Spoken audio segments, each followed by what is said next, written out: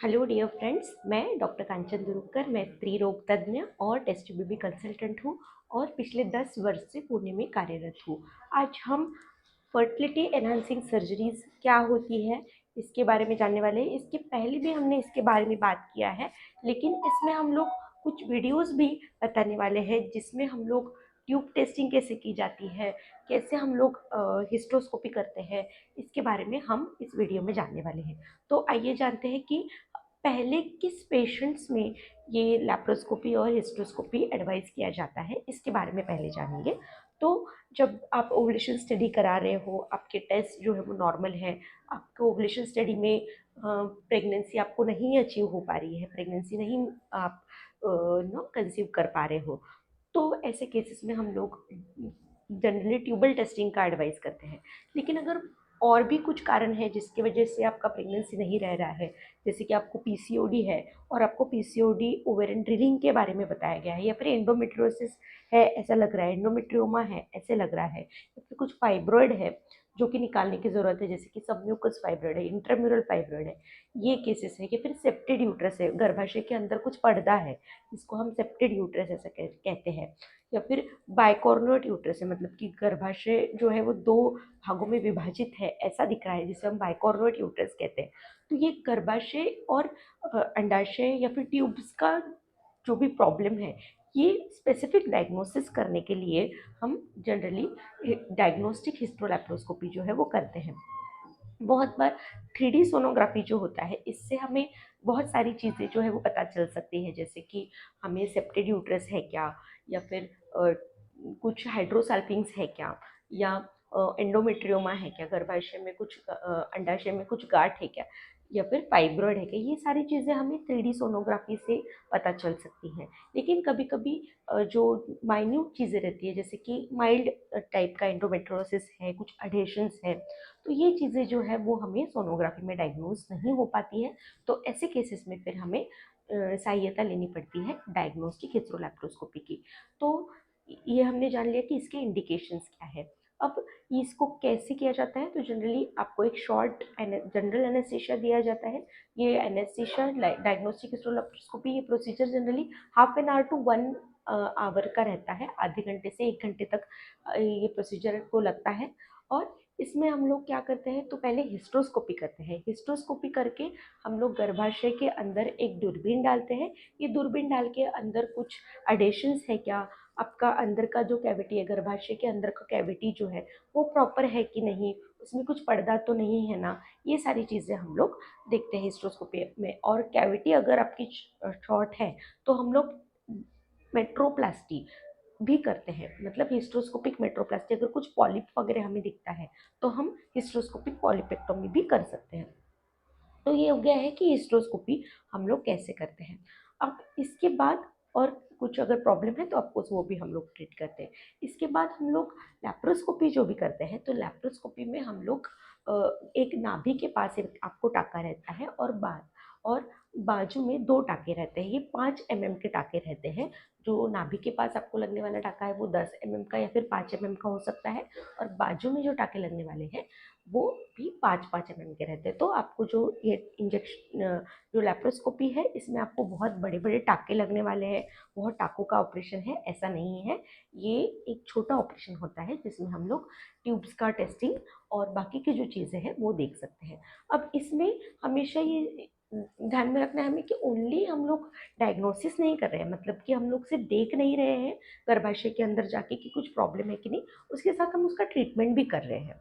जैसे कि मैंने बोला कि अगर कुछ हिस्ट्रोस्कोपी में हमें कुछ पॉलिप नज़र आता है, कुछ कैविटी हमें छोटी नज़र आती है, कुछ अडेशंस हमें नज़र आते हैं, तो हम उसको वैसे वैसे ट्रीट करते हैं। तो वैसे लैप्रोस्कोपी में भी हमें पहले हम लोग कैविटी पूरा एग्जामिन करते हैं, मतलब कि गर्भाशय जो है वो उसका बराबर है कि नहीं, उसको कुछ बाइकॉर्नुएट तो नहीं है, 2 कैविटीज़ तो नहीं है, ट्यूब्स आपके बराबर तो नहीं है, वो कुछ स्वोलन तो नहीं है, कुछ आपको हाइड्रोसल्फिंग्स तो नहीं है।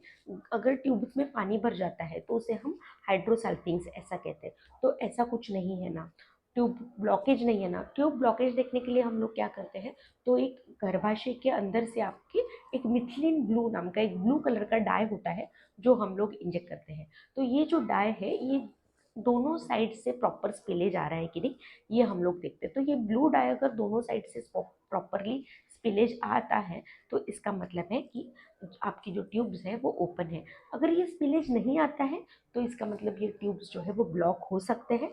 तो ऐसे केसेस में कॉर्नुअल ब्लॉक्स अगर होते हैं, मतलब कि अगर स्टार्टिंग में ही ये ब्लॉक्स है, तो ऐसे केसेस में हम लोग ट्यूबल रिकैनलाइजेशन कर सकते हैं। ट्यूब्स के जो ब्लॉक है वो निकालने के लिए एक छोटा कैनुला रहता है, एक ब्लू कलर का एक बहुत ही डेलिकेट सा कैनुला रहता है, जो हम हिस्ट्रोस्कोपिकली पहले पास करते हैं और फिर डाई जो है वो पुश करके फिर ये जो डाई है ये ट्यूब्स में से बाहर आ रहे हैं कि नहीं ये चेक करते हैं।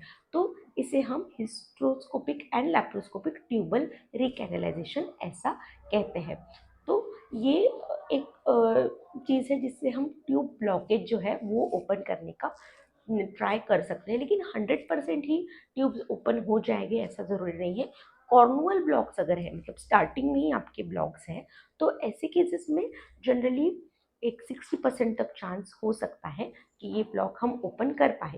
लेकिन जब फिम्ब्रियल ब्लॉक होते हैं, मतलब कि एकदम एंड में ब्लॉक है, तो ये फिम्ब्रियल ब्लॉक जो होते हैं वो ओपन करना थोड़ा मुश्किल होता है। तो ये फिम्ब्रियल ब्लॉक्स जनरली अगर है तो ट्यूब्स जो है जनरली डैमेज रहते हैं, और ऐसे केसेस में हम लोगों को ट्यूबल क्लिपिंग करके फिर आईवीएफ के लिए जाना पड़ता है। तो ट्यूबल क्लिपिंग जो है वो लैप्रोस्कोपी के लिए हम करते हैं। ऑफकोर्स उसके लिए आपकी हम कंसेंट लेते हैं, क्योंकि अगर हम ट्यूब्स क्लिप कर रहे हैं तो आपका नेचुरल कंसेप्शन जो है वो नहीं होने वाला है।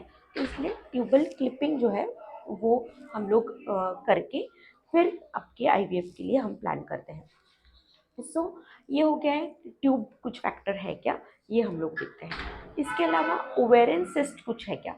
ओवेरियन सिस्ट मतलब कि आपके जो अंडाशय है उसमें कुछ पानी की गांठें हैं क्या, ये भी हम लोग चेक करते हैं। अगर अंडाशय में कुछ पानी की गांठ है, अगर वो छोटी सी है तो उसे निकालने की ज़रूरत नहीं है। जनरली 5 to 6 सेंटीमीटर के नीचे के जो गांठ है वो टैबलेट से ही कम हो सकते हैं।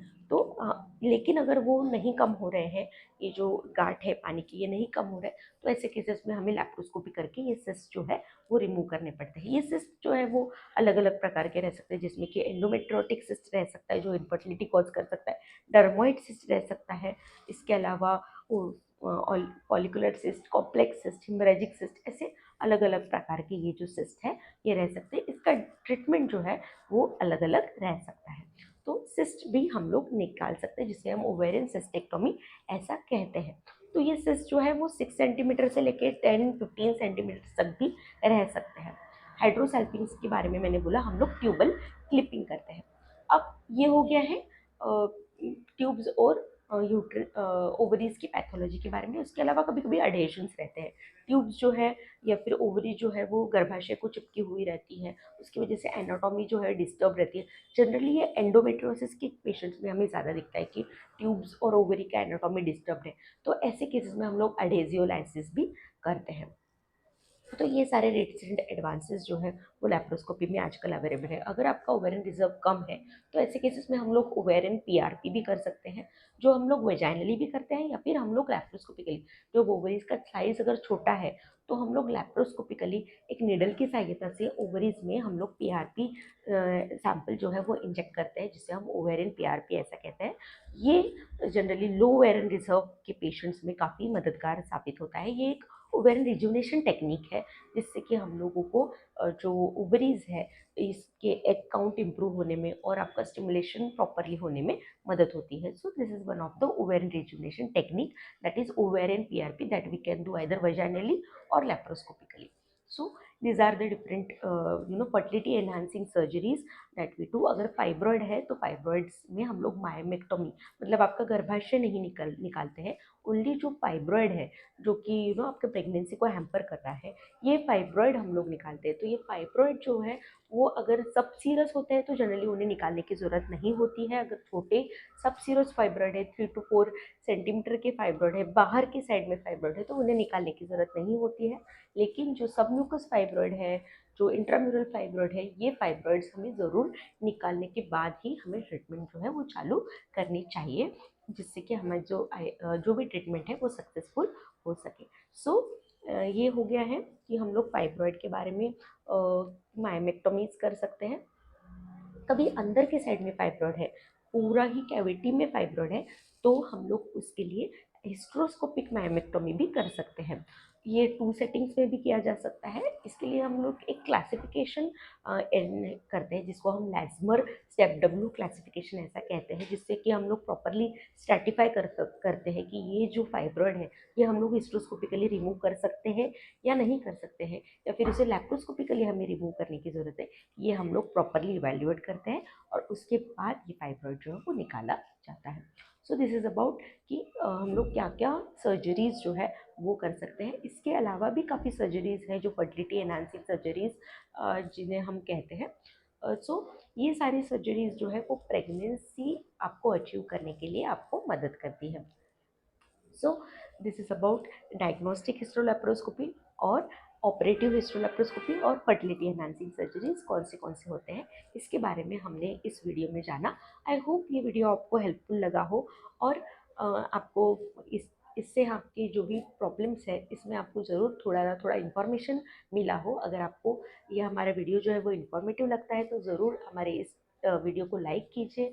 इस वीडियो को भी आप शेयर कर सकते हैं जो जिनको भी इसकी ज़रूरत है उनके साथ, और आप ज़रूर हमारे इस चैनल को सब्सक्राइब कीजिए। Thank you so much.